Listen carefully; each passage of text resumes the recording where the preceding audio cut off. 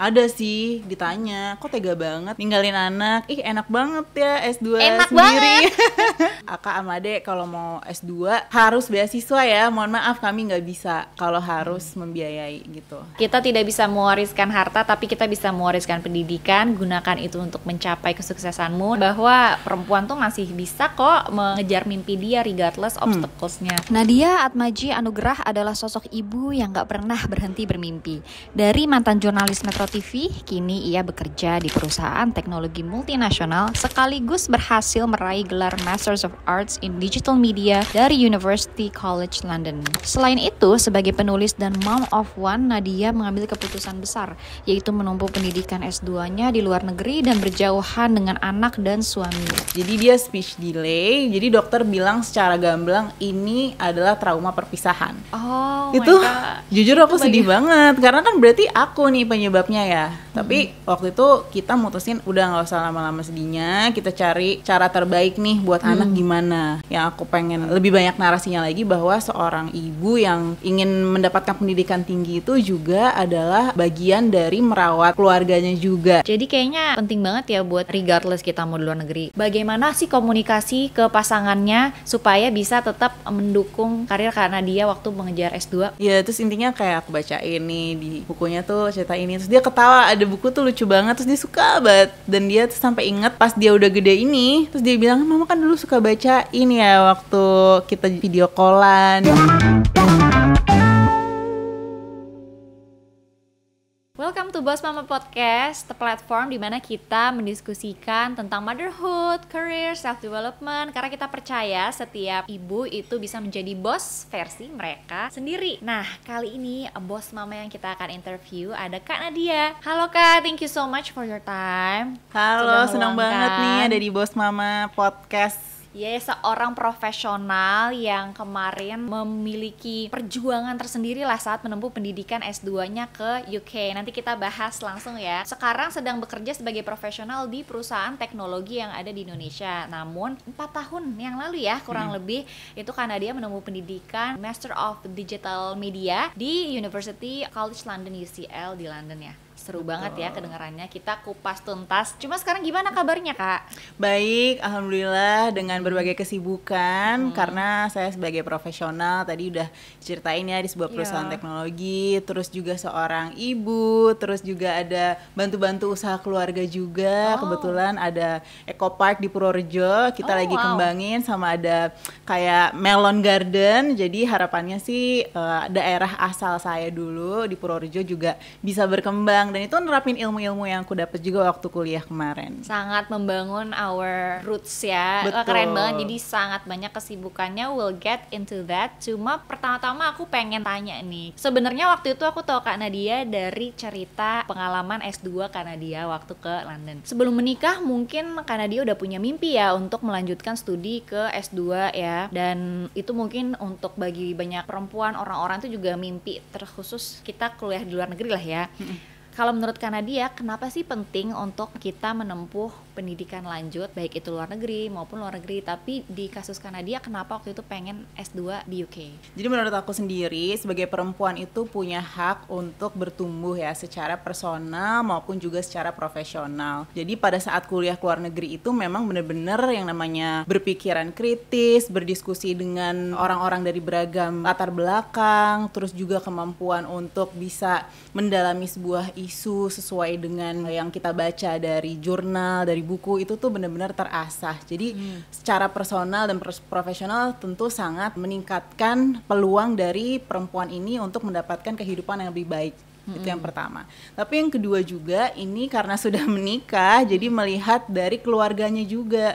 Keluarga pun juga akan mendapatkan peningkatan kualitas. Kenapa? Karena kalau saya sendiri pribadi ingin agar bisa lebih berkontribusi juga di keluarga. Jadi saya ingin bantu suami lah ya. Biasanya mungkin kan yang bekerja tuh suami, dan saya ingin juga nih untuk bisa bekerja dan membantu keluarga. Jadi kita berprinsip ya kalau di keluarga kami ya double income gitu. Karena karena memang kenyataannya untuk mendapatkan kualitas hidup yang lebih baik dan juga ingin membantu anak kita mewujudkan mimpi-mimpinya itu dengan double income. Dan yang ketiga, dengan anaknya itu sendiri itu juga akan mendapatkan pembelajaran dari seorang ibu yang sudah mendapatkan terekspos dengan pendidikan global, terekspos dengan bagaimana dunia ini bertumbuh dan bergerak dengan sangat cepat, dan itu akan tersalurkan ke anak juga karena kedepannya anak itu kan hidup di dunia yang jauh-jauh lebih kompleks. Jadi pembekalan ibunya yang sudah terpapar dengan pendidikan sekelas global seperti itu, menurut kami sebagai keluarga itu hal yang sangat penting gitu untuk membekali anak juga. Jadi tidak hanya sebagai ibunya saja, tapi juga yang dapat impact positifnya itu juga keluarga, itu suami dan anak. Dan anaknya perempuan ya Kak. Iya, jadi dan itu anaknya ingin perempuan. memberikan contoh juga bahwa perempuan tuh masih bisa kok mengejar mimpi dia regardless obstacles-nya. Betul. Jadi mengejar mimpi, mewujudkannya, dan nantinya dia juga berhak untuk bisa mewujudkan mimpinya gitu sih pesannya. Iya, dan dari situ kan aku dengar berarti tuh ada diskusi juga dalam keluarga tentunya dengan partner Kak Nadia. Apa sih yang penting bagi keluarga, dan pasti ini partner kan mendukung banget. Tapi nggak kita pungkiri lah ya, untuk seseorang perempuan yang sudah menikah, apalagi punya anak ya, pasti tantangan buat kita kuliah di luar negeri, karena technically kuliah di luar negeri kitanya jauh, persiapannya juga nggak main-main, itu lebih challenging, ada challenge tersendiri lah. Boleh diceritain nggak apa sih challenge yang waktu itu dihadapi? Karena waktu itu aku denger persiapannya juga saat lagi hamil. Iya betul.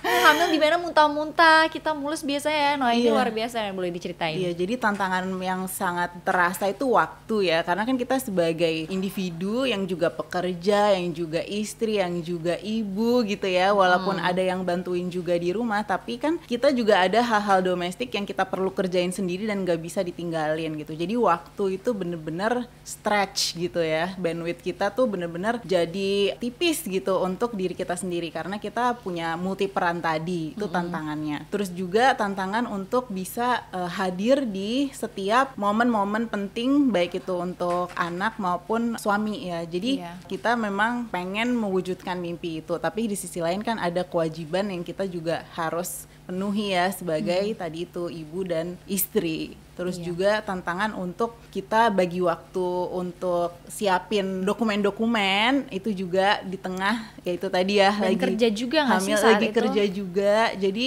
pada saat morning sickness itu memang ya kita slow down dulu, terus kita mungkin agak terhambat. Tapi kan memang persiapan aku tuh udah lama banget ya, dari pada saat awal mulai bekerja sebagai profesional tuh udah mulai coba apply. Jadi total sebenarnya persiapannya udah 5-6 tahun jatuhnya gitu. Makanya pada saat hamil itu mungkin ya udah tahap-tahap terakhir gitu ya, meskipun berat juga karena IELTS-nya waktu itu belum sampai ke yang bar minimum untuk bisa apply ke kampus gitu. Jadi waktu itu memang kita sangat akalin lah gimana nih biar bisa segera apply. Dan biasanya kalau aku aja ya berkaca waktu persiapan S2 sambil kerja aja ya, nggak hamil, belum nikah, itu kayak meluangkan waktu benar-benar setelah kerja, kita selesai malam, aku commuting jauh ya, biasanya nyampe rumah jam 9 malam, lanjut persiapan, dan weekend juga kemakan. Nah karena dia gimana ini? Udah dengan sedang bekerja, terus juga sambil hamil, kan pasti kita menyesuaikan badan juga lah ya. Betul. Itu boleh di-share nggak tips time management persiapan S2 versi Kak Nadia? Oke, jadi biasanya memang waktu sebelum kita bagi ya, jadi yang sebelum nikah sama setelah nikah dan hamil gitu. Jadi sebelum nikah memang aku hadir di kantor tuh 1-2 jam sebelum jam masuk. Kenapa? Karena mau belajar IELTS waktu itu. Jadi nyuri waktunya kayak gitu tuh. Kebetulan waktu itu nyetir, jadi nggak mungkin sambil commuting belajar gitu kan ya. Jadi di kantor sempetin untuk IELTS dulu.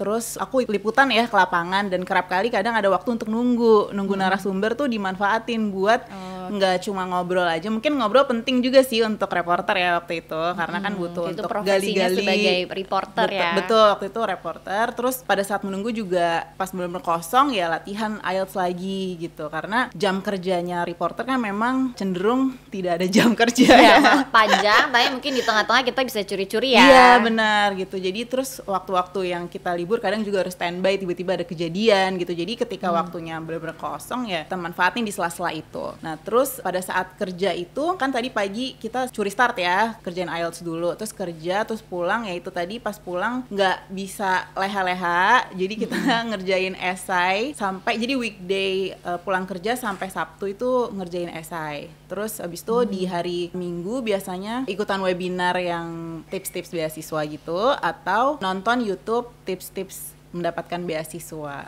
kayak gitu biasanya. Terus juga pakai teknik Pomodoro juga, jadi kayak 25 menit fokus terus istirahat gitu. Jadi memang biar stay endurance-nya ya gitu. Jadi kayaknya aku tangkap bisa sesuaikan dengan dinamika pekerjaan kita nih. Mungkin kalau as a reporter saat itu waktunya lebih panjang, tapi ada waktu itu kita bisa mencuri. Nah, disesuaikan dengan profesi kita masing-masing, emang harus make time. Profesi sama juga kayak mungkin karakter apa secara biologisnya tuh kayak gimana. Kita tuh ngehnya kalau kerja jam berapa, fokusnya tuh jam berapa sih ya kan. Kayak mungkin morning person ya berarti paginya kerjain yang susah-susah dulu nih, jangan malah nge-scroll jadi nggak fokus. Bener gitu sih, kan. aku setuju banget sama itu. Iya. Itu ketika sebelum menikah. Yes. Nah, kemudian menikah kan Kak Nadia cerita proses persiapannya itu cukup panjang karena 6 kali nyoba ya waktu itu. Ini luar biasa, nanti kita bahas. Ketika udah hamil, apa perbedaan yang dirasain dan apa yang membuat Kak Nadia tetap mau mencoba nih, karena pasti secara fisik ya, aku bayangnya juga fisik pasti lebih menantang ya untuk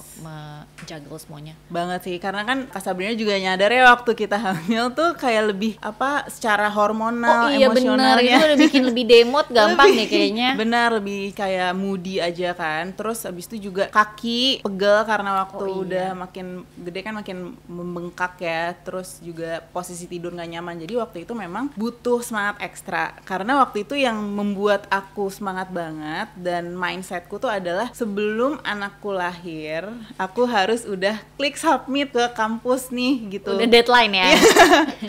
Jadi itu ngundurnya tuh sesuai due date-nya anak gitu. Jadi karena paham bahwa nanti bakal sangat 180 derajat nih berubahnya ketika anak lahir. Jadi itu sih yang menyemangati. Jadi menurut aku cari goal atau tujuan kita yang sangat-sangat kuat supaya kita bisa sangat termotivasi gitu sih despite the hardships yang kita alami saat itu. Jadi itu sih menurut aku. Dan pada saat akhirnya lahir, waktu itu tetap dong ada persiapan ya, apply visa dan lain-lain, itu kan nggak boleh skip ya. Jadi perintilannya itu disiapkannya pada saat anak tidur. Jadi, oh my god, nggak kebayang kita waktu anak newborn phase, anaknya tidur kita colongan tidur ya. Iya, ini malah ngurusin persiapan S2 ya. Mau nggak mau sih Kak, karena kan kalau nggak kayak gitu kita jadinya tetap harus atentif ke anak pada saat dia bangun kan ya. Jadi tapi caranya gitu sih, nggak nunggu mood tapi nunggu anak tidur gitu. Walaupun lagi nggak mood ya nggak bisa. Ini udah emang timingnya kita ngerjain semua persiapan itu. Kalau aku lihat kan drive yang dimiliki Kak Nadia tuh luar biasa besar ya. Dan selama menjalani ini, apakah Kak Nadia tuh punya sosok role model juga yang mungkin menginspirasi untuk aku harus bisa nih, walaupun udah mepet sama deadline, I have to finish this goal. Yang pertama tuh ayahku ya. Jadi ayah tuh dapat beasiswa S2 dari Bappenas waktu dia ASN. Waktu itu PNS ya. Di situ waktu beliau S2 diajak, waktu itu masih kecil banget sih sebenarnya, nggak inget secara langsung pengalamannya. Di luar negeri juga? Di luar negeri, di Amerika. Di Amerika. Waktu itu di Pittsburgh. Di situ sempat 2 tahun, tapi memorinya itu mungkin di core memory ya ada ya. Jadi pas lihat-lihat foto dan albumnya itu masih tersimpan dengan baik, itu sering banget dilihat sejak kami SD. Oh ini tuh dulu pernah loh ayah S2 gitu. Jadi memang itu jadi terpatri, memang pengen S2 ke luar negeri. Dan orang tua kami udah bilang, Aka sama Ade kalau mau S2 harus beasiswa ya, mohon maaf kami nggak bisa kalau harus membiayai gitu. Kayaknya Kak Sabrina juga kayak gitu ya. Iya. Aku baca di bukunya adik. Oh iya, si yang Safira Kimchi ya. Confession. Kimchi Confession. Yes. Oh sempat mention ya. Dan itu kayaknya walaupun cerita dia ya relate ke kita bertiga, kurang lebih kayak gitu. Bener banget, justru keadaan udah dicamkan. Kalau versiku yang mirip sama anak Nadia, kita tidak bisa mewariskan harta, tapi kita bisa mewariskan pendidikan. Gunakan itu untuk mencapai kesuksesanmu. Nah, tapi waktu itu juga harus cari cara untuk pendidikan itu. Dan kayaknya mungkin dengan dicamkan dari kecil juga, karena dia jadi terngiang-ngiang. Jadi oke, aku harus cari cara kali ya. Iya, benar-benar. Jadi cari cara. Meskipun waktu itu nggak tahu juga sih ambil S2 gimana. Tapi udah ada mindset at least. Benar. Dan bahwa itu hal yang mungkin gitu. Terus yang kedua tuh kakak aku. Jadi kakak aku dapat beasiswa LPDP ke Melbourne itu pada saat posisinya udah menikah. Jadi dia memang belum punya anak, tapi long distance marriage tuh selama masa perkuliahannya dia. Jadi dari dia tuh aku lihat, wah udah nikah tuh ternyata nggak menghentikan mimpinya dia ya gitu. Jadi dia tetap mengkomunikasikan ke pasangannya, dan itu dari sebelum nikah sih, dan pasangannya udah aware nih, nggak honeymoon bahkan nih gitu. Jadi langsung berpisah gitu. Itu yang kedua kakak. Yang ketiga, kalau nge-follow Instagramnya Mama Nat nih, mungkin udah aware aku sangat ngefans sama Mbak Najwa Shihab. Jadi itu emang idola aku banget, dan memang beliau juga S2 keluar negeri ke Melbourne. Kebetulan Melbourne juga ya. Itu juga pada saat posisi sudah menikah dan punya anak gitu. Jadi terlebih beliau pas balik kan juga membuat sebuah program yang sangat berdampak, dan seorang perempuan ternyata bisa punya ruang di tengah publik yang sangat membawa pesan positif dan bahkan bisa membuat perubahan-perubahan kayak gitu sih. Jadi 3 sosok itu. Jadi sosok yang sudah melakukannya dan bisa kok itu justru jadi motivasi juga buat kita, karena udah ada real nih sosoknya yang udah ngejalanin. Tapi kalau ngelihat perjalanan perempuan nih mengejar mimpi, apalagi setelah menikah, menurut aku tuh faktor yang ting banget itu kan pasti pasangan ya. Karena bisa jadi kita nggak sevisi, mungkin tidak didukung untuk mengejar mimpinya, dan bisa aja itu terjadi secara surprise ya. Kayak awalnya kirain oke-oke aja, ternyata jangan deh. Nah, ini tuh penting banget ya, kita pengen bahas soal komunikasi sama pasangan. Gimana waktu Kak Nadia ingin merencanakan berangkat S2 dan terlebih berangkat setelah sudah melahirkan, bagaimana sih komunikasi ke pasangannya supaya bisa tetap mendukung karir Kak Nadia waktu mengejar S2? Jadi sebenarnya aku udah sempat bilang sebelum nikah bahwa memang ini udah dilakukan berkali-kali ya upaya beasiswa ini. Jadi nanti kalau misalnya dapet, tolong didukung gitu. Jadi bukan izin tapi langsung FYI dukung ya gitu. Udah minta didukung. Nah tapi kayaknya nih suami aku tidak menyangka bahwa akhirnya dapet gitu kan, dan tidak menyangka konsekuensinya tuh besar banget karena kondisinya udah berbeda, udah punya anak kebetulan kan seperti itu. Ditambah lagi pandemi, dan kondisinya tuh di London masih sangat ketat ya, dimana kita harus karantina wajib di hotel dengan biaya yang waktu itu untuk keluarga tidak ditanggung oleh LPDP. Jadi memang waktu itu cukup berat, dan jujur itu aku ceritain detail di buku aku yang masih to be continue, masih ditulis. Nanti itu coming soon, not impossible for her and him. Jadi and him-nya juga gitu, bahwa ternyata si pasangan yang mungkin pemikirannya awalnya masih cenderung patriarkis, itu tuh pelan-pelan bisa kita berikan dengan diskusi, dengan hard conversations. Itu jangan dihindarin, tapi kita lewatin bareng-bareng, dan pada akhirnya memang sangat berproses sih Kak sebenarnya, nggak langsung yang wah sangat suportif. Jadi yang dilihat sekarang itu memang adalah perjalanan panjang yang sejauh ini mungkin belum kayak sepanjang itu pernikahannya. Cuman maksudnya dalam sepanjang pernikahan yang pendek ini tuh semua orang, dalam hal ini suami dan istrinya tuh saling belajar gitu sih kuncinya. Saling mau untuk mendengarkan dan memahami aspirasi masing-masing gitu, meskipun nggak langsung dimengerti kayak gitu sih. Berarti ketika Nadia share, ternyata aku keterima nih S2-nya, kampusnya, beasiswanya juga, kan beasiswanya dulu ya. Gimana Nadia mengkomunikasikan ke partner, dan waktu itu mungkin responnya seperti apa dari awal ya? Jadi awalnya kan dari pilihan kampusnya itu udah ditentukan ya. Jadi memang yang pengennya setahun aja. Jadi kita memang sepakat tidak mau terlalu lama. Terus pada saat pengumuman itu jujur lagi pulang liputan, lagi capek banget. Terus keinget kan hari ini nih, terus langsung pas banget grup WhatsApp yang untuk beasiswa Hunter gitu kan muncul, udah pengumuman. Buka, aku jujur langsung lemes dan langsung sujud syukur, langsung seneng banget. Tapi di sisi lain kayak itu lagi hamil ya. Jadi sorry, itu udah tahu hamil belum ya? Pokoknya intinya aku nggak bertahan lama deh happy-nya. Karena aku langsung mikir to-do list ke selanjutnya ya. To-do list checklistnya banyak nih, kayak harus ngomong ke suami dulu gitu. Terus waktu begitu aku infokan, dia senang sih, selamat ya gitu. Tapi nggak yang benar-benar Kepikiran juga ya, sama. langsung mikirin banyak hal gitu. Gimana nih gitu. Terus juga waktu itu posisinya belum dapat LOA, jadi kita perlu, kan ada 3 opsi waktu itu, di UK, di Aussie, sama di UK lagi, tapi jadinya UK aja yang kita ambil karena setahunnya itu gitu. Jadi waktu itu cukup mixed feeling gitu, jadi nuance banget sih in a way. Sepertinya dia memang ada rasa bangganya juga, akhirnya nih perjuangannya bisa terwujud, tapi sisi lain juga sangat bingung gimana harus melewati ini semua gitu, karena memang belum sampai sedetail itu kita merencanakan ketika akhirnya nanti dapet tuh seperti apa. Dan mungkin gimana nih kalian berproses sebagai pasangan sampai akhirnya kan sudah berangkat, sudah dapat support, sudah mempersiapkan anak gimana saat ditinggal. Nah, bagaimana tuh proses hard conversations yang dilewati dan bisa di-share mungkin buat para perempuan di luar sana yang ingin meyakinkan antara pasangan ataupun keluarga mereka. Jadi waktu itu ada beberapa strategi pribadiku yang kuterapkan padanya.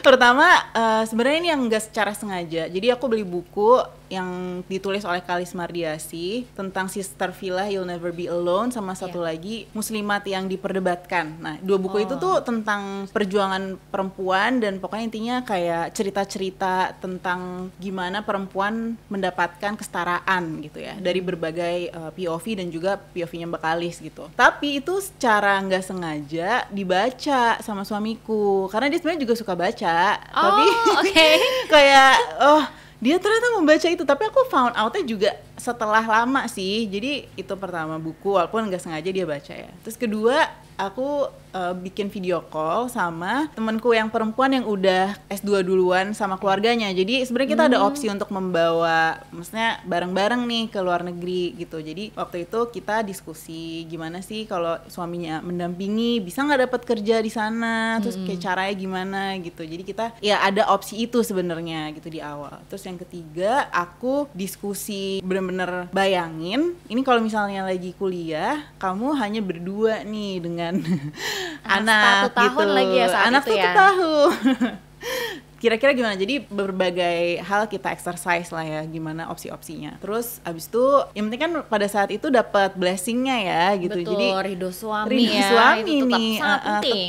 tetap apapun itu tetap lah harus. Nah terus ya lama-lama lah setelah berbulan-bulan mencoba strategi tadi, lama-lama ya luluh, dan juga diskusi sama keluarga sih. Jadi keluarga kami tuh sangat melibatkan satu sama lain untuk membuat keputusan. Jadi kayak di meja makan gitu, kita gimana kalau menurut ibu, gimana kalau menurut ayah. Terus kakakku juga kan waktu pandemi kan kita semua di rumah ya, kakak sama kakak ipar gitu. Kalau kakak ipar dia udah merasakan kebetulan S2 di UK, dan dia ngelihat temennya yang di UCL itu berat banget loh kuliahnya, tugas-tugasnya. Ya, waktunya juga udah kesita banget. Iya, waktunya nanti gimana, bisa nggak kamu sambil ngerjain tugas, sambil attend your child gitu. Terus ya dengan berbagai pertimbangan dan kita dengerin orang tua dan mertua juga, akhirnya sih dia semakin luluh, dan dia akhirnya juga mau tinggal di rumahku gitu. Karena dari awal kan anakku lahirnya di rumahku dengan kakek neneknya gitu. Jadi memang untungnya ibu dan ayahku sangat terlibat juga di dalam pengasuhan. Iya, jadi suami banyak support sistemnya sih. Jadi benar-benar it takes a village gitu to raise a kid. Dan kalau aku lihat berarti nggak instan tuh ya, nggak instan tiba-tiba kita mendapat dukungan. Pasti ya, tadi juga awalnya kan sempet ini gimana ya, masih ada keraguan 50-50. Tapi kayak dari cerita Kanda Didi kita belajar bahwa semuanya memang butuh proses, dan ya itu tanda-tanda universe menunjukkan ya, mulai dari partner karena dia membaca buku itu yang mungkin udah kewakilin dikit nih. Iya, mungkin itu juga bantuan tangan Allah ya, maksudnya doa kita dan doa sih juga penting banget. Doa, ya Allah lembutkanlah hati suami gitu. Ini aku being very real nih di Bos Mama. Iya, kita harus real ya, realistis kan, maksudnya kayak suami yang sangat mendukung itu ada sebuah rezeki loh. Bener. Gitu, dan itu mungkin some people harus diusahakan gitu, dan itu mungkin di case aku. Dan partner aku makanya salut banget sama partner, karena dia sangat mau terbuka ya, bukan sudah memiliki nggak bisa harus gini-gini dan nggak bisa berubah, tapi aku lihat mau berproses bareng-bareng. Seperti itu. Nah, cuma bicara tentang waktu itu kan karena dia berangkat di saat waktu itu kan sempat nunda ya setahun. Betul. Beaver. Jadi pas anak udah usia 1 tahun. Cuma mungkin nggak jadi ikut berangkat sekeluarga ke sana, dan ibaratnya anak dan suami di Indonesia dulu gitu. Betul. Ya. Dan kadang tuh emang sayangnya ada stereotip ya buat kita perempuan, kalau misalnya ayah yang hadir untuk anak itu hebat sekali ya, dipuji-puji. Tapi kalau ibu yang bahkan kerja aja ya meninggalkan anak itu dibilang egois ya, sadly. Dan waktu itu karena dia mengambil keputusan besar untuk kuliah di luar yang durasinya juga nggak lama. Waktu itu pernah nggak sih ada kata-kata dari lingkungan sekitar yang mungkin kurang enak karena mungkin itu pemandangan yang nggak biasa ya? Ada sih, ditanya, kok tega banget ninggalin anak? Ih, enak banget ya S2 Enak sendiri. banget. Karena yang dilihat tuh memang yang mereka nggak lihat back story-nya gitu kan ya. Jadi kalau menurut aku sih yang hal-hal atau komentar seperti itu kita filter mandiri aja. Jadi kita fokusnya benar-benar ke circle yang support kita aja. Betul. Sih. Jadi aku mikirnya kayak gitu. Dan ketika suami atau pasangan kita nih yang bapaknya ngurus anak tuh kayak hebat banget gitu ya. Merawat anak tuh suatu hal yang luar biasa gitu. Padahal sebenarnya orang tuanya ya. Emang orang tuanya, dan memang tanggung jawab bersama kan ya untuk membesarkan anak ini gitu. Jadi mungkin yang aku pengen lebih banyak narasinya lagi bahwa seorang ibu yang ingin mendapatkan pendidikan tinggi itu juga adalah bagian dari merawat keluarganya juga gitu. Karena ketika dia merasa fulfilled, dia bisa mengembangkan dirinya, itu kan juga sebenarnya menjadi contoh bagi anaknya ya, untuk menjadi teladan. Jadi nggak semata perawatan anak tuh pengorbanan, tapi juga menjadi teladan gitu sih. Happy mother itu juga aku baca mempengaruhi banget loh ke rumah tangga ya. Iya, benar. Itu mungkin di kasus ini lebih ke fulfilled ya, karena ya kan ada mimpi-mimpi yang bisa di-achieve, salah satunya lewat S2 ya. Dan waktu itu gimana sih Kak Nadia mengaturnya dengan partner ketika 1 tahun? Kan aku bayangin lagi memang challengingnya ya, karena sekarang anakku lagi setahun. Paling urusan makan, urusan dia udah mulai aktif banget. Waktu itu pembagiannya bagaimana nih? Dan mungkin bisa diceritakan proses persiapan sampai akhirnya dari jauh bisa nih ke handle sama partner anaknya. Jadi waktu itu kita baginya ya berarti hal-hal pengasuhan yang memang harus secara fisik, dia akan menghadirkan sepenuhnya dirinya untuk si anak. Misalnya pada saat dia bisa WFH, dia akan nyuapin, dia akan siapin makanannya, tapi tentu dia dibantu juga sih, jadinya sangat membuat dia bisa mengatur waktu dengan pekerjaan juga ya. Terus kalau saya biasanya akan memastikan stimulasinya bisa sesuai dengan umurnya. Jadi waktu itu kan setahun ya, jadi per bulan tuh ada kegiatan-kegiatan yang memang kita udah siapkan untuk si anak nih gitu. Jadi misalnya kita waktu itu anak udah harus bisa melempar bola, aku beliin bolanya. Jadi terus, udah tetap dikontrol checklistnya. Iya, kontrol checklistnya, termasuk susternya yang membantu itu juga kita printin tahapan tumbuh kembang, dan kita akan checklist bareng-bareng. Jadi yang pas ke London juga aku cek, terus yang di rumah juga akan checklist gitu. Terus juga sebenarnya waktu itu tumbuh kembang yang sayangnya jadi ada kemunduran tuh speech. Jadi dia speech delay. Jadi dokter bilang secara gamblang ini adalah trauma perpisahan.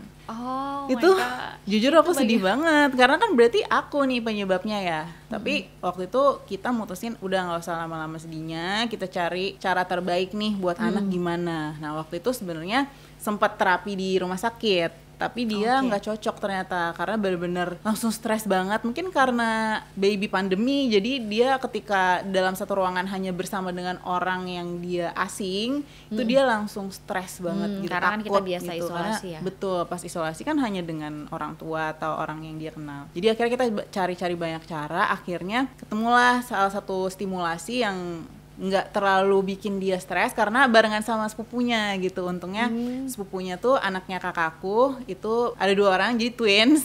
Rame tuh jadinya, ada temennya, dia jadi lebih enjoy. Jadi lama-lama dia bisa mengikuti gerakan mulut dulu nih, karena waktu itu kan pakai masker semua ya pada saat pandemi. Jadi memang karena pandemi itu kita pelan-pelan tambah stimulasi lagi. Nah, yang bikin terharunya tuh pas menuju jemput aku ke London, dia tuh jadi lebih semangat, terus bisa nyebut apa yang dia lihat. Kayak di bandara ada kayak tung tung tung gitu. Patung maksudnya. Meskipun belum jelas banget, tapi suami aku bilang, sama ibu aku juga bilang kayak ini Ayana jadi kayak apa yang istilahnya ya, ledakan kata-kata ya, ya jadi bisa langsung begitu keluar mau banyak. ketemu sama Mau ibunya ketemu, happy banget iya, ya. jadi apalagi pas ketemu gitu. Terus suamiku bilang, bener loh Ma, ini jadi bisa mengartikulasikan gitu apa yang dia pengen. Biasanya kayak tunjuk-tunjuk doang gitu, dan kayak keluh gitu bibirnya, kayak nggak bisa, kayak udah mau ngomong banget gitu. Tapi pas yang di London itu ketemu, alhamdulillah jadi semangat Kayak banget. terharu dia. banget ya. Berarti itu tips juga tadi ya buat para mama yang mungkin dalam situasi yang berbeda, anaknya juga mungkin bisa mengalami speech delay ya. Dan itu berarti diberikan terapi apa kemarin? Sebenarnya nama spesifiknya nggak ada. Tidak ada, tapi itu latihannya fokus ke area fokusnya mana? ke area, dia diajak untuk melihat gerakan mulut. Jadi saat berbicara tidak boleh terlalu cepat gitu. Jadi benar-benar dipelan-pelanin ya. pelan dan suaranya keras gitu. Jadi dia tahu bentuk mulut seperti itu tuh kayak gimana suaranya. Karena gitu. kalau sehari-hari kan ngobrol cepet ya. Iya, Itu berarti di rumah nyadar, sakit gitu. dengan dokter spesialis atau? Nah kebetulan waktu itu dia ini sih dapat sertifikasi untuk, spesifiknya aku agak lupa, intinya dia seperti Montessori tapi mengkombinasikan dengan Jambore gitu deh. Oke, aku baru tahu tuh. Berarti di rumah sakit ya? Nah itu enggak, malah jadi malah bukan. jadi kita panggil kita ada area dulunya tuh restoran tapi bangkrut karena pandemi, itu punya kita. Jadi makanya kita manfaatin area itu buat jatuhnya malah jadinya si kakak fasilitator ini memanfaatkan tempat kita. Jadi nggak cuma untuk anak-anak kami aja, tapi juga bisa manggil anak-anak lain yang mungkin butuh stimulasi juga gitu jadi sih. kakaknya fokus ke stimulasi. Apa boleh tahu tuh judul occupationnya apa? Speech therapist atau? Nah sebenarnya dia nggak spesifik untuk yang speech, jadi bukan terapis wicara juga, tapi dia memang ingin membuat anak itu nyaman bermain gitu. Nah balik lagi ke cerita Kak Nadia kali ya. Aku bukannya pengen membawa ke momen sedih ya ini, tapi pasti kan udah persiapan, tapi yang berat itu ketika akhirnya berpisah ya. Itu mungkin waktu awal berpisah di bandara atau pas awal-awal adaptasi ke London dan dunia perkuliahan. Nah boleh diceritain nggak karena dia waktu itu gimana sih kamu memanage atau mengkomunikasikan juga kali ya ke anak walaupun 1 tahun saat berpisah nih, kalau mama mau kuliah jauh. Iya, tetap dikasih tahu nih mama mau kuliah ya nanti sama papa. Mama tuh kuliah, mama tuh sekolah buat biar dapat ilmu. Nanti kamu juga bisa loh mama ajarin yang keren-keren gitu. Jadi bahasanya yang simple gitu ya. Tapi sejujurnya aku juga nggak tahu nih dia tuh paham nggak. 1 tahun ya waktu itu ya. Iya, 1 tahun kan ya. Jadi dia ya udah tetap kayak seperti Nothing biasa happened. ya. Ditambah lagi kan pandemi itu kan full di rumah ya. Jadi nempel banget nempel ya. banget, bener. Nah yang paling sedihnya adalah ya pada saat berpisah, pada saat malam hari akhirnya bener-bener keluar dari rumah. Terus dia tuh Perginya malam. peluknya kenceng banget loh pada dia saat bisa tahu itu. ya? Kayaknya tahu, bener. Jadi sampai kakiku tuh ditahan gitu loh. Ya Allah, nggak kebayang. Jujur itu aku pun ketika kalau lihat-lihat lagi videonya tuh kadang masih suka kayak berkaca-kaca gitu ya. Terus pada saat di airport juga itu kan pandemi tuh satu baris tuh 1 orang gitu, jadi sendiri banget Di waktu pesawat. itu di pesawatnya. Jadi pada saat udah kan suami antar, ayah ibu antar, terus pas udah benar-benar sendiri itu kerasa berat banget. Dan pada saat di hotel itu juga Karantina lagi. karantina terus tiba-tiba sepi ya, jadi semua tuh nggak boleh ada gitu kan, maksudnya benar-benar sendiri. Dan ditambah lagi besoknya tuh Ayana umur baru, misalnya bulan baru 15 bulan.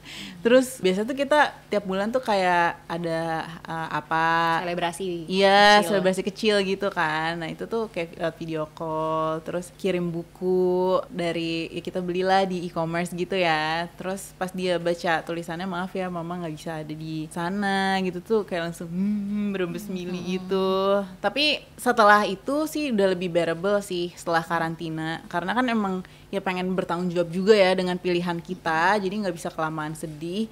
Paling sedih lagi kalau anak sakit. Aduh, itu cerita lagi ya. Iya, tapi ya untungnya suami udah tahu juga apa yang harus dilakuin gitu ya kalau sakit. Jadi udah nggak sepanik itu gitu. Walaupun awal-awal masih panik, cuman ya karena suami kan selama ini mungkin udah ada kita gitu ya, udah ada P3K dan segala macam. Iya, Dia harus emak nyari tuh lagi. udah yang kayak semua checklist kita paling lengkap lah ya. Kalau udah kuliah nih kan pasti kesibukannya, wah aku nggak kebayang ya tugasnya. Terus apalagi ini kan kuliah setahun pasti banyak yang dipadatkan ya. Dan mungkin udah sibuk nih untuk tugasnya aja udah sibuk gitu. Ini juga harus memanage dari jauh. Nah sempet nggak sih di tengah-tengah perjalanan karena dia merasa, aduh aku ya sedih atau ngerasa kewalahan sama semuanya? Pernah banget, dan itu waktu jadi kan kebetulan pas di sana itu Nyambi juga jadi kontributor. Nambah lagi ya? Iya, jadi sambil liputan juga. Waktu kebetulan banyak banget kejadian historikal gitu. Waktu itu meninggalnya Ratu Elizabeth kedua, terus pergantian Perdana Menteri sampai berapa kali lah itu, terus heat wave terbesar di London. Kan nggak mungkin sebagai ex-jurnalis terus habis itu nggak ngeliput tuh kayak berat banget nih. Tapi di sisi lain juga ada kewajiban kuliah dan ngerjain tugas kan ya. Jadi ya waktu itu sih jujur sempat burn out juga, dan sempat ya tempat cerita terbaik aku tuh ibu aku. Jadi ibu aku dan suami aku tentunya. Jadi waktu itu cerita ya sempat pastilah nangis dan lain-lain, ini bisa nggak ya selesai. Terus juga kan yang orang mungkin nggak ngeliat, mungkin orang pengen S2-nya ya, tapi iya di luar negerinya lingkungan baru. Oh iya, dan kamu ada tesis untuk syarat kelulusan. Iya, ya? syarat kelulusan. Tapi di Inggris tuh ada well-being yang facility yang dikelola dengan sangat baik gitu ya. Jadi waktu itu sempat ketemu sama psikolog juga gitu. Walaupun unfortunately karena itu udah akhir-akhir jadi pakai telepon, jadi nggak ada sesi ketemu langsung. Cuman itu kayak telepon doang aja ternyata sangat membantu. Memang sih. apa nih waktu itu yang diobrolin yang membuat kamu lega nih ada psikolog dari kampus, dari fasilitas mental health resources ya biasanya? Iya betul. Waktu itu sih ya dia bantu untuk unpack what I felt gitu, yang bikin sampai burn out tuh kenapa. Jadi dia lebih banyak nanya sih sebenarnya. Terus juga kayak mencoba dia acknowledge the feeling gitu. Oh it must be hard in your position ya karena gini gitu. Jadi mungkin karena sebelumnya belum pernah. Jadi itu pertama kali aku tuh ke psikolog sebenarnya. Jadi waktu itu malah kayak saat itu ya. Waktu saat itu jadi baru tahu juga ternyata psikolog itu nggak terlalu banyak ngasih tips, tapi ngasih apa ya, acknowledgement itu ternyata juga kita butuhin gitu sih, kayak ngerasa didengar, ngerasa dimengerti, Tervalidasi perasaan kita. tervalidasi perasaannya, sama dia ngasih tips juga sih sebenarnya. Kamu olahraga nggak gitu? Kenapa? Ya aku lari sih sejak di London ini, hobi taman kan banyak ya, jadi seneng aja gitu lari di taman. Oh ya bagus itu pertahanin ya, karena it will give you a sense of accomplishment. Jadi walaupun hal kecil tapi jadinya bikin kamu optimis gitu, bahwa kamu bisa finish the run, itu berarti kamu bisa ngerjain hal-hal lain juga loh. Gitu sih. Ini bener banget sih, karena waktu aku kuliah di Amerika juga kan sempat ada periode aku grieving, dan ada memang mental health resource yang ada di kampus, yang itu juga membuat aku sama kayak karena dia pertama kalinya aku ke expert untuk seek help. Jadi kayaknya penting banget ya buat kita, regardless kita mau di luar negeri, di Indonesia pun juga udah mulai banyak ya jasa serupa. Jangan takut untuk seek for help ke profesional ya. Betul, karena betul. cara mereka approach beda ya. Mungkin kalau orang biasa masih kadang salah ngomong, dia agak judgement atau enggak, masih agak terdengar terlalu memberi saran. Tapi kalau expert kan dia udah tahu ya gimana supaya ngasih ruang.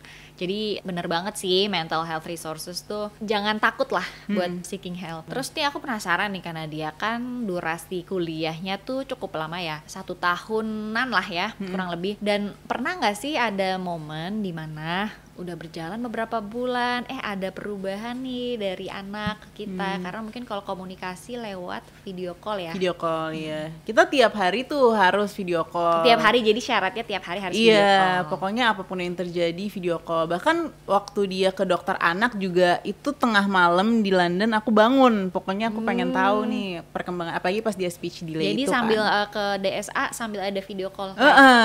Tapi kalau pas lagi video call nggak bisa ya udah voice call aja, aku denger nih dokternya ngomong apa gitu kan.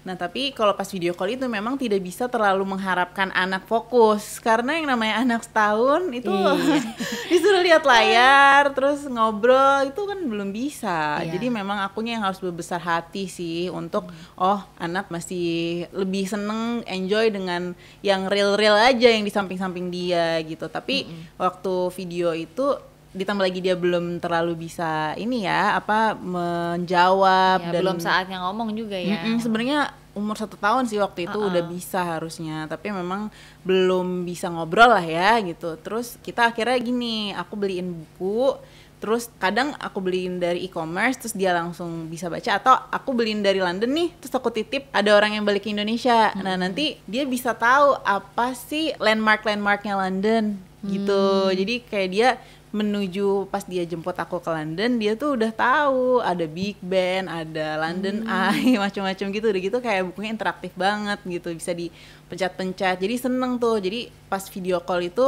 nggak cuma akunya ngobrol atau ngomong, tapi dia juga actually ada kegiatan gitu. Sambil kadang aku bacain juga buku yang ada di London, karena di London ada kayak thrift shop yang juga buku-buku bekas yang murah-murah ya. Kayak di Amerika juga banyak kan.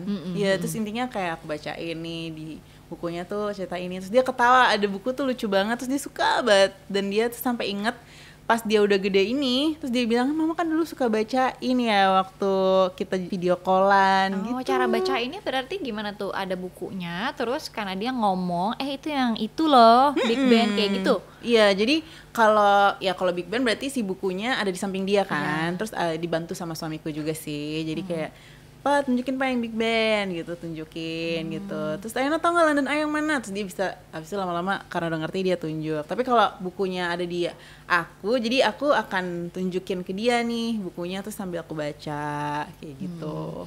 Jadi selama kuliah tetap membangun chemistry, culture, chemistry seperti itu. Nah tapi kan ada hal yang mungkin nggak bisa tergantikan dengan virtual ya. Ada nggak sih momen dimana karena dia, aduh ini kok anak kurang fokus, atau lama-lama apakah ada perubahan persepsi bagi dia? Kalau yang kok dia nggak fokus terus kayak nggak kunjung bisa ngomong gitu tuh, aku sempat kayak ada momen nyalahin suamiku.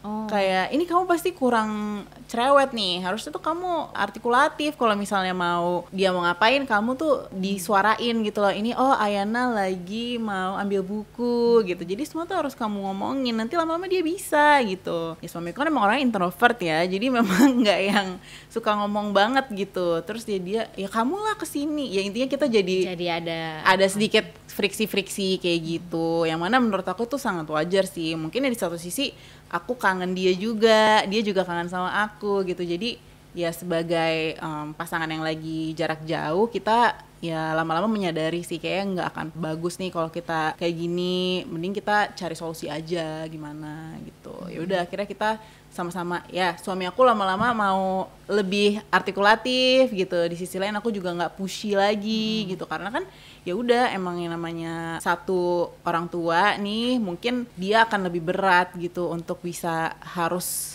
dia jadi 200% gitu kan di hadir gitu. Mungkin dia tapi juga capek abis ngantor gitu, pengennya juga seperti layaknya orang yang istirahat, mungkin mau ngegame juga atau apa gitu kan. Jadi lebih harus saling mengerti sih. Dan ketika lagi ngejalanin nih, ada nggak sih judgement dari lingkungan karena dia yang memberikan komentar-komentar yang kurang pas lah ya, baik itu dari orang ataupun apakah komentar dari orang terdekat? Kalau orang yang terdekat waktu itu nggak ada, tapi kalau yang dari waktu aku ada bikin acara gitu ya di London, kebetulan kan aktif PPI juga. Terus dia nanya, mana anak kamu, enak banget yang itu, yang orang itu tuh yang ngomong. Jadi dia adalah orang, kebetulan dia mungkin ya boomer ya, jadi generasi mungkin pemikirannya boomer ya. Boomer adalah ya memang suami istri harusnya ya di rumah untuk ngurus anak gitu kan. Tapi karena aku tahu where he's coming from, ya udah iya Pak, emang enak gitu, aku gituin aja, bikin bercanda. Udah nggak mau gitu. banyak berdebat lah ya, biar kita pilih-pilih aja lah gitu. Jadi waktu itu memang suami aku juga bilang, udah kalau ada yang ngomong kayak gimana ya orang suaminya dukung, ya udah mau gimana lagi gitu. Itu yang paling penting ya. Itu yang paling penting. Kalau aku lihat suami karena dia sangat-sangat open minded dan mau gitu berdiskusi ya. Dan seiring berjalannya waktu menjelang wisuda itu kan katanya di UK ada jeda ya, dan akhirnya keluarga suami dan anak bisa berangkat nih ke UK. Nah, waktu kembali lagi ketemu itu boleh diceritain gak gimana pertemuannya, dan ada perubahan gak sih dari segi dinamika karena akhirnya ketemu nih? Iya. Kan ketemu tuh di bandara kan ya. Unfortunately tuh lagi ada demo juga di sana. Banyak Strike nyebutnya masalah ya. Jadi intinya aku nggak bisa naik kereta gitu ya. Jadi naik bus, intinya aku terlambat. Nah, mungkin dia kesel ya. Terus kayak pas aku datang, halo, karena aku excited dong. Terus, nah dia tuh tipenya sebenarnya slow to warm. Nah tapi kan aku mikirnya kita sudah ini nih ibu anak nih, harusnya kan wah langsung akrab lagi.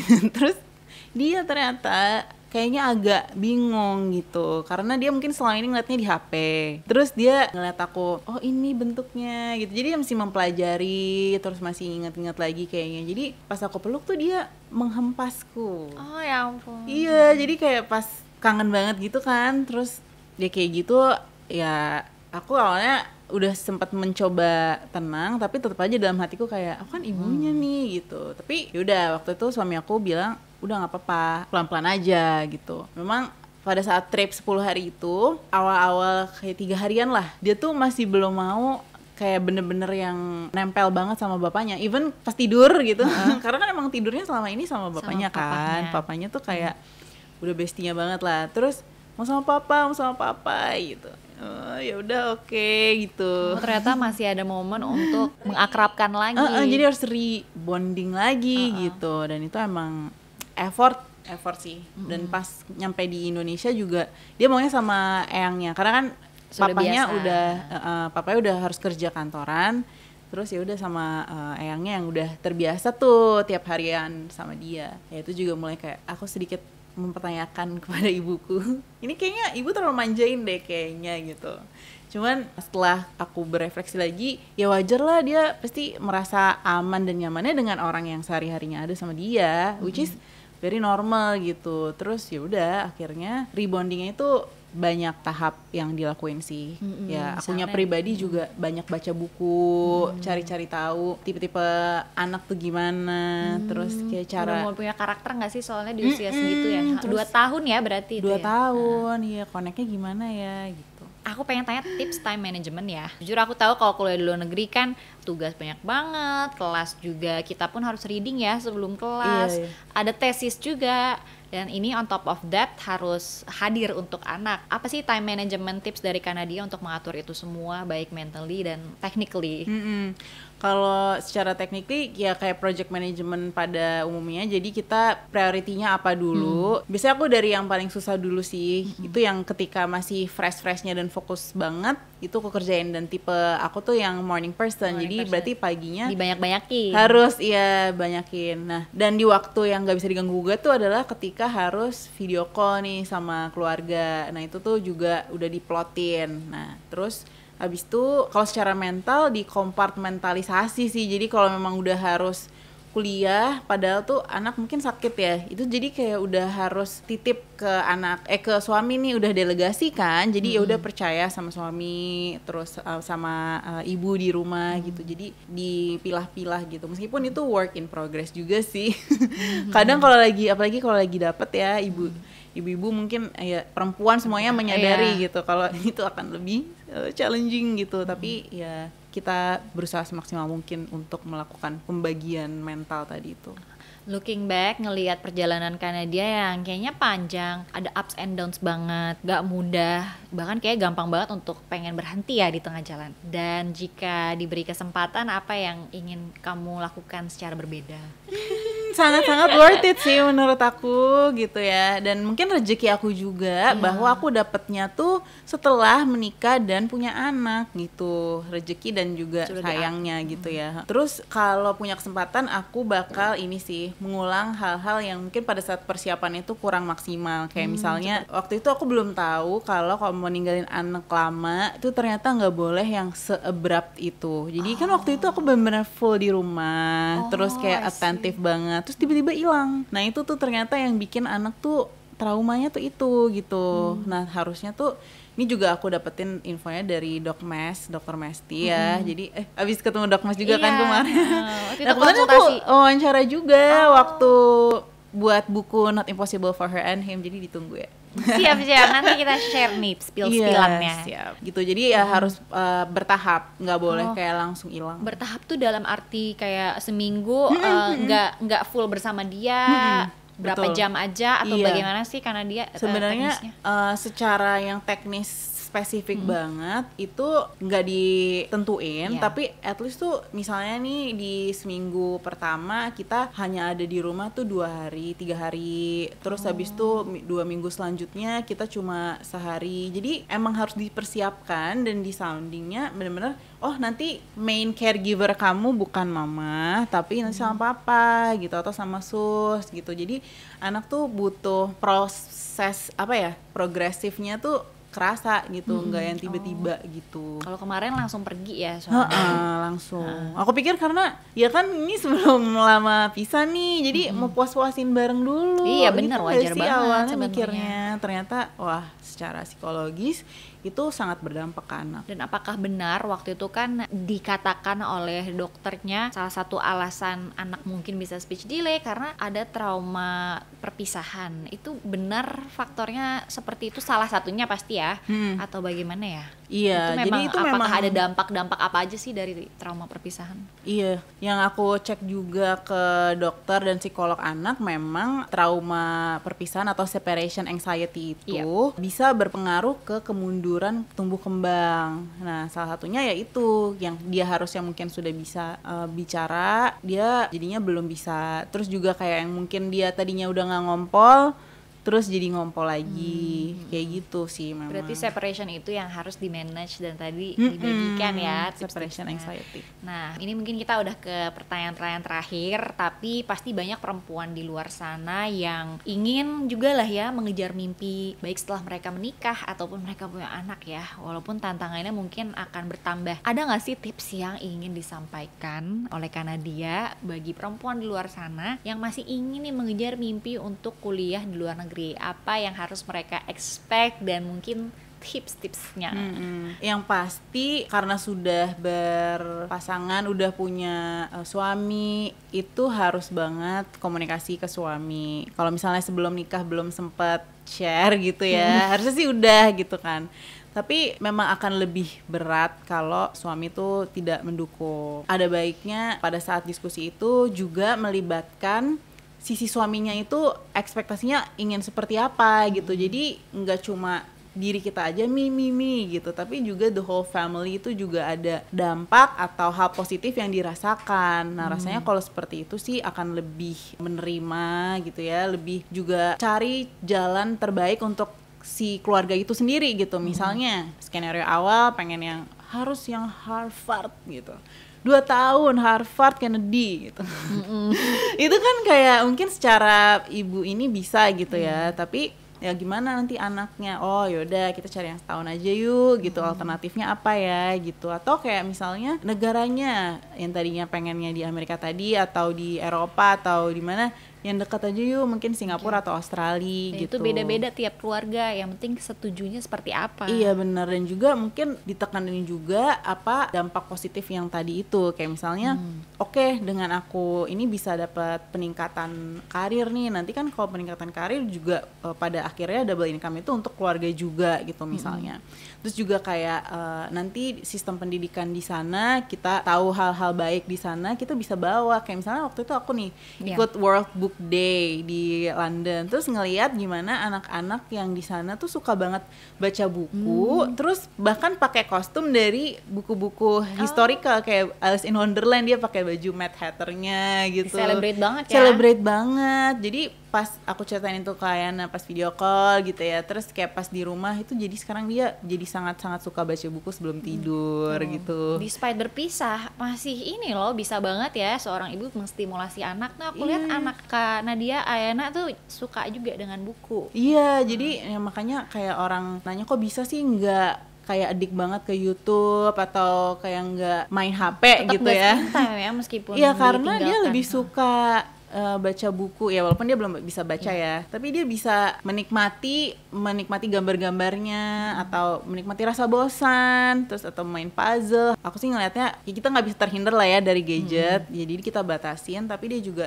tahu cara menikmati hal-hal lain selain yang membuat dia edik ke layar gitu. Oke, dan ini semua mungkin kita boleh spill nggak nih buku yang lagi karena dia bikin itu emang merangkum perjalanan S2 sendiri tanpa anak dan suami. Betul. Atau apa aja nih yang ditaruh di buku ini? Karena aku lihat judulnya ada For Her and For Him. Yes, benar as well. banget. Jadi itu lengkap banget dari perjalanan before London, in London, after London, sama ada kompilasi cerita-cerita ibu yang berhasil S2 dan S3 dan didukung oleh pasangannya, either itu mereka LDM atau ngajak bareng-bareng keluarganya Teman-teman dengan segala seperjuangan Kanadia ya.